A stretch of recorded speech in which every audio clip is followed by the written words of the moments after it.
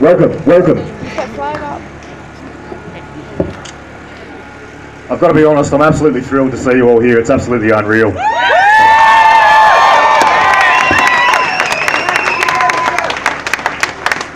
This has exceeded my expectations by far. I can't believe the spirit of Bendigo still lives and is still this strong.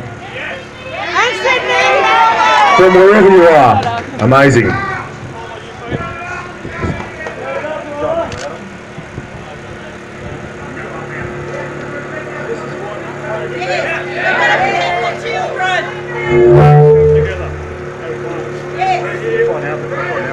We have a series of speakers. Sorry, the flag is getting in my way. You're going to hear them all now. They're all highly respected people, intelligent men who have some information to share with you. The purpose of these demonstrations, as I said, is certainly not hate. Quite the opposite. The purpose of these demonstrations is community strength, willpower, solidarity and mateship that still lives in your hearts.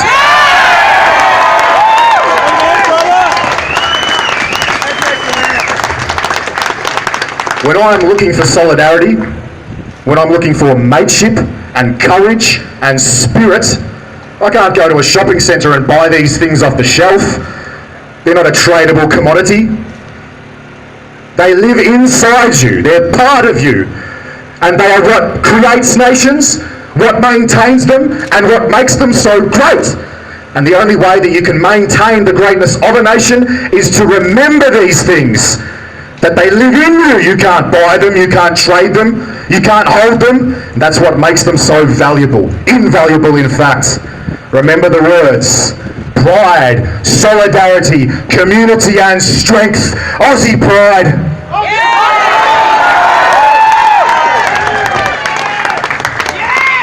I'm going to pass you on to Mr. Shortest now. Thank you.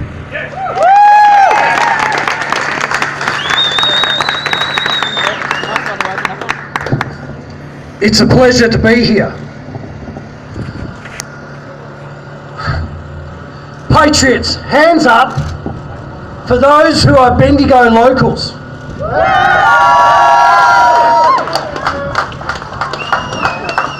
It is an honour to stand by your side, to stand against this proposed mega mosque that's going to infiltrate your city.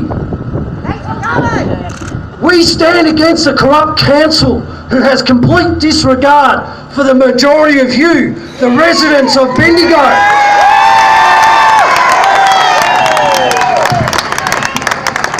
You have tried to voice your concerns to no avail, and the council, backed by a Dan Andrews Labor Party, are happy to wage this cultural genocide against our way of life. Just like Judas Iscariot sold out our Lord Jesus Christ for 30 pieces of silver, which is a year's wage, the corrupt council and all its cohorts will sell out Bendigo's soul for a coin to a hostile ideology called Islam.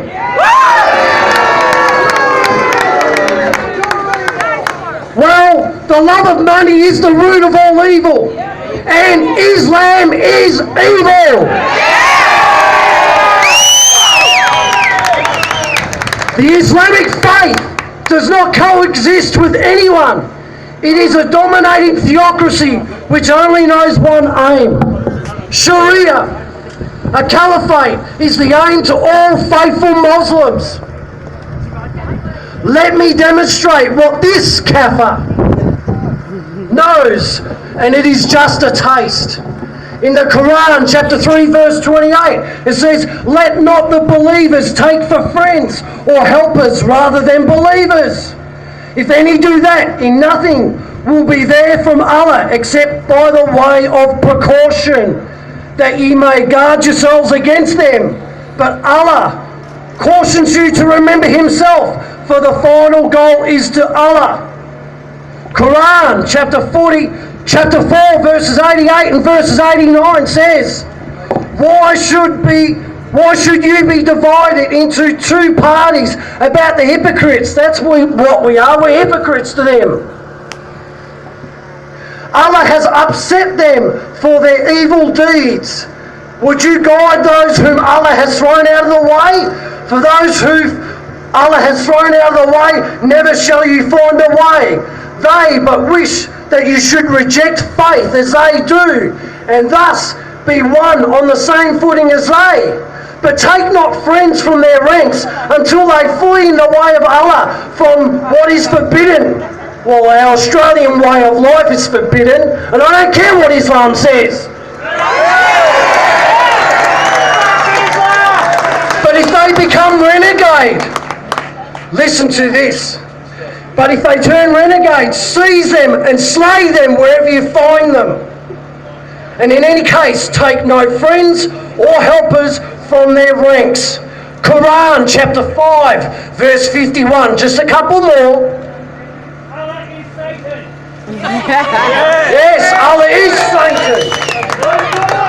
O you who believe, take not the Jews and the Christians for your friends and protectors. They are but friends and protectors to each other, and he amongst you that turns to them for friendship is of them. Surely Allah guides not a people unjust. We are unjust to the Islamic faith. Quran 9:73. O Prophet, strive hard against the unbelievers and the hypocrites, and be firm against them. Their abode is hell, an evil refuge indeed. Alright, this is repeated in the Quran, chapter 66, verse 9. So, why can't we negotiate with them? Why won't Islam listen to us? Because their own Prophet, Muhammad, commanded. Quran chapter 25, verse 52 says, therefore listen not to the unbelievers, but strive against them with the utmost strenuous with the Quran. To Dan Andrews, to Julia Gillard, Neil Mitchell, and all the politically correct liars, spare us, we can coexist. Bullshit! I ask you, how many terrorist attacks has there been since 9/11? Well, I can tell you, it's been over 25,000 in the name of Islam. And in the light of this overwhelming evidence against Islam, which has been at war with the West for 1400 years, the government, federal, state, local, and the media continues this cultural war on us for standing up for our country, its traditions, our Judeo-Christian heritage, and labelling us racists and bigots at the same time. So, patriots, I have a message for our enemies. The left will not intimidate us. The Marxist cultural elite will not bully us. We will not cower down to the threat of Islam. But most of all, let history's page be written that we, the patriots, rose up in our righteous might and marched forward to absolute victory. And no matter what it takes, our enemies will one day answer for their treachery. But help us, God. Aussie, Aussie, Aussie! Aussie, Aussie, Aussie! Stand for your nation and never surrender your ideals. Thank you. It was a pleasure to speak before you.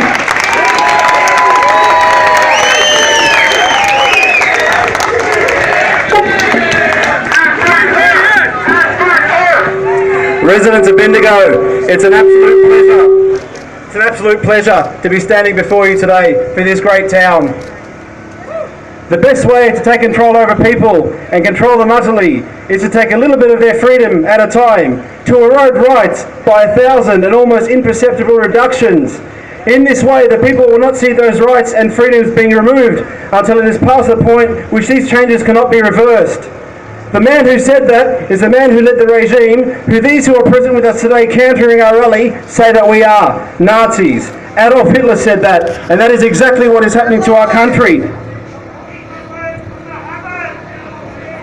We are having our rights, our identity, our freedom stripped away. When did being proud of our Australian flag deem us racist and bigots? When did standing for your country deem you a Nazi? When did the majority suddenly become the minority, and when did the minority become the majority? I'm not here today to speak about halal certification or female genital mutilation, or to speak about the security hazard the burqa is to the Australian way of life, because quite simply we're past that point. It has already been spoken of countless times, and we know this. Australia was built on the backbone of the spirit of the Southern Cross by many people who migrated to this great land, people who assimilated to the Australian culture, people who assimilated to the Australian way of life. Yet their great toll is being undone by those who are in positions to protect us. Clearly this is not happening. Our school systems are indoctrinating our youth, indoctrinating them to believe that you cannot question one's religion, as it will deem you a racist and a bigot. Religiosity is not racial, so how can one be a racist for questioning an ideology which masks itself as a religion? One that poses a very real and immediate threat not only to the security of this country, not only the culture of this great country, but poses a threat to the stability and longevity of the Australian way of life. That you're free to do and practice whatever you choose to mentality in Australia that the education system is drilled into us has clearly failed us.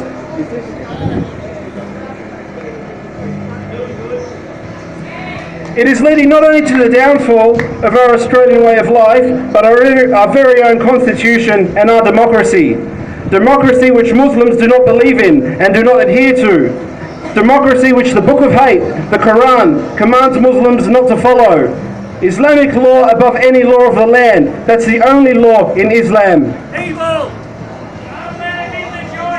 Former British Prime Minister Tony Blair, in a previous speech at the Bloomberg headquarters in London, warned, "There is not a region of the world not adversely affected by Islam, and the ideology is growing. It is destabilizing communities and even nations. It is undermining the possibility of peaceful coexistence in an era of globalization," Tony Blair said. And quite apart from the actual loss of life related to Islamic violence, there is loss of life opportunities for parts of the population marred in backward thinking and reactionary attitudes, especially towards women. Few examples from the Quran. Surah 8, verse 55. The worst of animals in the sight of Allah are those who reject the truth and do not become believers. Surah 2, verse 2116. Warfare is ordained for you. Surah 25:52, Surah 26:151, Surah 31:1, 68:8, 72:24. Simply puts it as, Muslims must not obey non-Muslims. So why do we have 12 Muslim MPs in the upper and lower house? Surah 9, verses 41 and 42. The best thing for Muslims to do is to go forth with light and heavy arms in the way of Allah, which is jihad. And we know that is a declaration of war on the entire West. There is 164 verses in the Quran regarding jihad. And Surah 9, verse 29, fight against such of those who have been in the scripture as believe not in Allah nor on the last day, and forbid not that which Allah has forbidden by his messenger, and follow not the religion of truth until they pay the tribute readily, being brought low. Does this sound like a religion of peace to you, my friends? Does this sound like the place of worship you want in this great town of Bendigo? Let alone the largest mosque in the Southern Hemisphere. From the mouth of an imam in Australia, we will take over politically, oust the constitution, establish Sharia law, and behead non-Muslims in the streets of Australia. In fact, the Islamic Federation of Australia, which is the main governing body for Muslim Australia, has 3 times in the last 2 years approached the Labor government requesting Sharia law. The most intolerant religion in the world is Islam. I've given you fact here today that the Quran teaches hate, and intolerance, and this is followed by every single person who calls themselves a Muslim. Yet Islam claims that we Australians are intolerant of their religion. Well, at least they've got that one right. You're damn right I'm intolerant of religion that wants to chop my head off.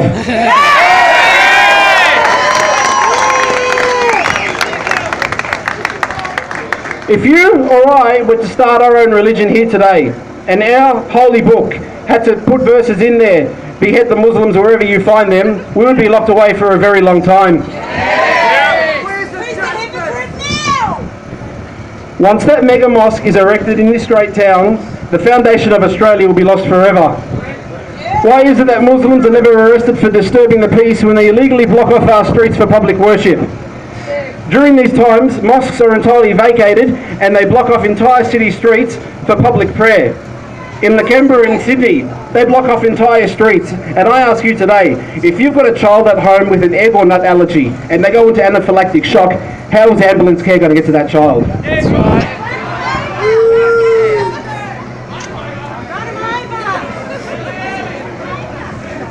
Rowan Atkinson quoted it best. What is wrong with inciting intense dislike of a religion if the activities or teachings of that religion are so outrageous, irrational, or abusive of human rights that they deserve to be intensively disliked? Yet we stand here today as bigots and racists in the eyes of that filth over there countering us.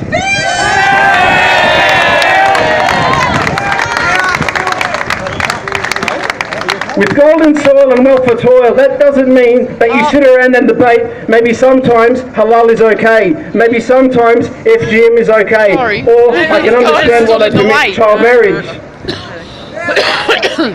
They tell us you need to be careful how you say these things in public. You do not need to be careful how you say these things in public. These are the eternal truths of this country. The only thing that you got to be careful of is not saying them loud enough, strong enough, so everyone in the room can clearly know what the truth is.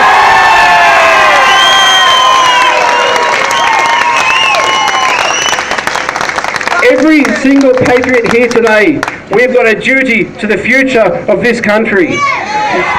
We have been schooled and educated by the patriots that came before us, and it is our right, it is our duty to help groom and educate that next patriot that will come after us, so this country can live on for future generations to enjoy, just like you and I have enjoyed in our lifetime in this country.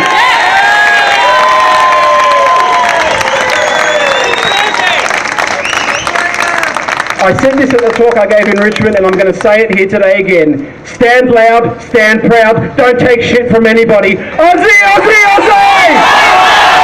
Aussie! Aussie! Aussie, Aussie, Aussie!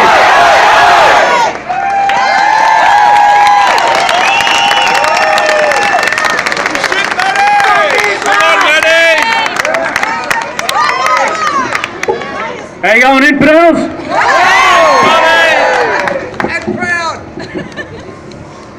I've got to admit, I'm a former soldier. My name's Scott Moorland.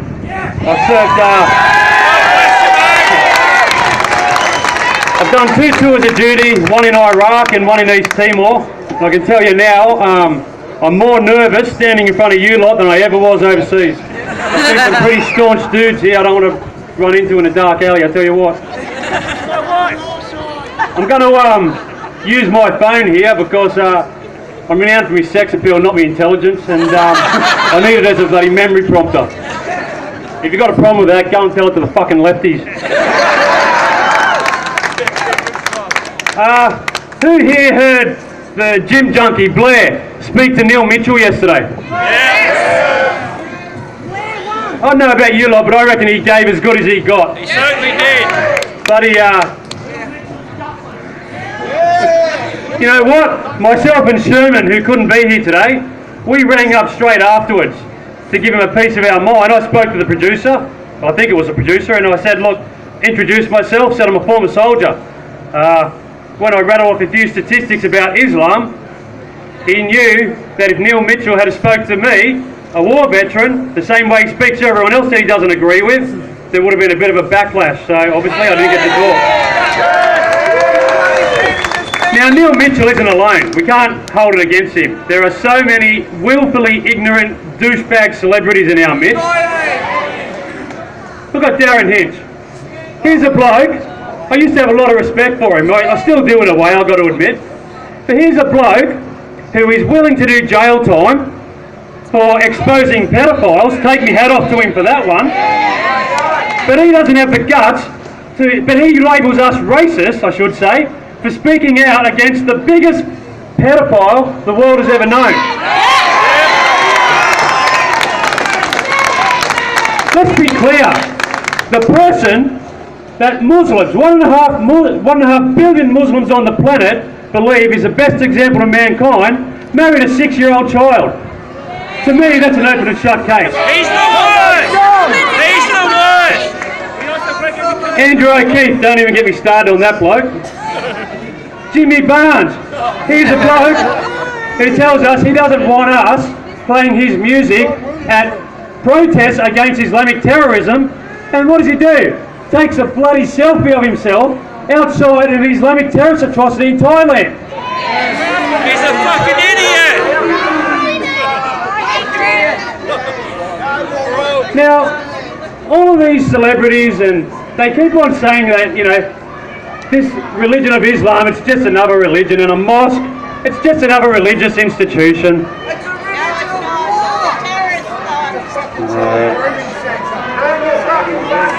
Okay, if it's just another religious institution, why is it you cannot build a church or a Buddhist temple in Saudi Arabia? Okay? How many people here have actually had Muslim friends before? I have. If it's just another religion, why is it when I criticise Islam, I've got no Muslim friends left anymore? They won't talk to me. Okay? I'm a Christian. Most of my mates are all atheists. They bag the crap out of my religion all the time. I still love them, they're still my mates. Amen, brother! Amen! Look, history has shown repeatedly, over the last 1400 years, as the Islamic population grows in any society, so does the terrorism. Now here is a wake-up call. The 1981 census, there were 76,000 Muslims living in Australia. In 2011, there was 476,000. Today, there's around 500,000. What do you think we are heading for? That is one generation. Their numbers have multiplied by 6 in one generation. What's going to happen in another generation? They're not going to vote for bloody Rudd or Abbott or Gillard.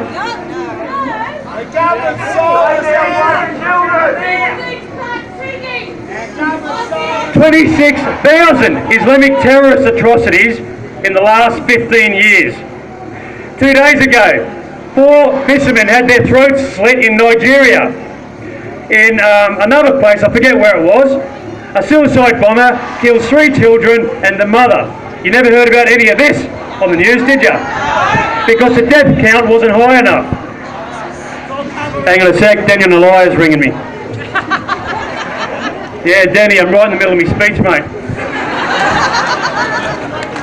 You want to say hello? How are you? Yeah, I'm good, mate. How are things going? Can anyone hear that? Yeah, I got to go. You rang right in the middle of my speech. I should have turned my phone off anyway, but I need it. Look, everyone here who has ever spoken out about Islam has suffered in one way or another by these treasonous, traitorous bastards over there. Okay? I myself, there's been so many times in the last 10 years I've just thrown my hands in the air and felt like giving up. You know? I'm not going to give up. No, that'd be silly. I'll tell you why we must go on. We must, you know, it gets so friggin' frustrating, right? Why is it up to people like us to continually point out the fucking obvious to people? The proof of Islam's evil is in the news headlines every frigging day.